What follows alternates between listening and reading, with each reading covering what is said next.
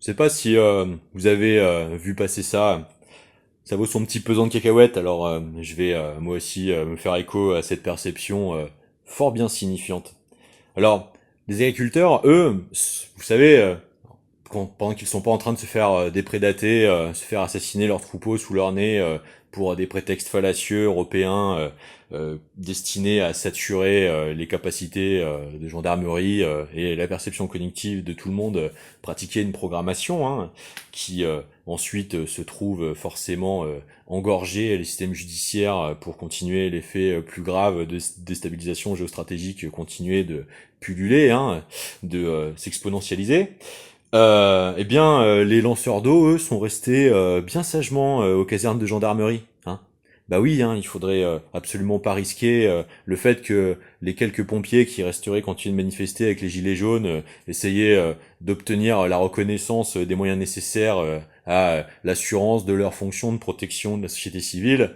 puissent continuer de trouver un écho dans la population contre ces gouvernements de merde qui tentent d'aplatir l'histoire de ce pays pour ouvrir le boulevard à la politique génocidaire de Sall, vous comprenez? Je dis juste ça pour l'énième grosse bidasse de tétard qui manifestement ne comprend pas quand on lui explique que y a rien à faire avec des simulacres de sahéliens tentant de se faire passer pour les héritiers de Nikola Tesla, manœuvrer leur petite OPA lamentable sur la tentative de constitution d'une mainmise sur les technologies décisives du futur commun de l'humanité. Je te rappelle personnellement que Nikola Tesla œuvrait toute sa vie pour tenter de peser dans la paix mondiale. C'est pas pour que un abruti à 3 neurones comme toi, capable de balancer le prénom de la source qui prétend anonymiser dans le début de sa vidéo de 10 minutes, avant une autre vidéo d'IA à la con, pendant que Nexus va pas te suivre, parce que ils se retrouveraient vite à mettre en chandelle en fait leur crédibilité journalistique quand on va leur expliquer que ce que tu prétends avoir découvert en fait est dans des brevets vieux d'un siècle. Eh bien forcément on n'a pas besoin de continuer de se faire traîner dans la boue en fait par ce genre d'atteinte totalement illégale qui à mon avis est plus que mouillé dans multiples opérations parmi la myriade de celles que j'ai eu à essuyer.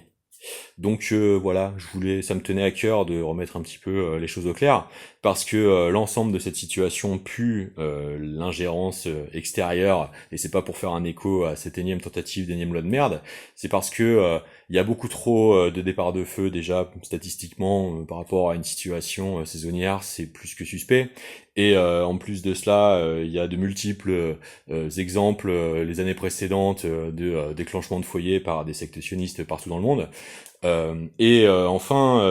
il y a des signifiances de noms de bled avec des démarrages foireux d'incendie qui sont plus que crypto-élusifs, donc encore une fois, prudence sur le diagnostic. Et enfin, je conclurai sur le fait que c'est étrange comment les rapports du GIEC,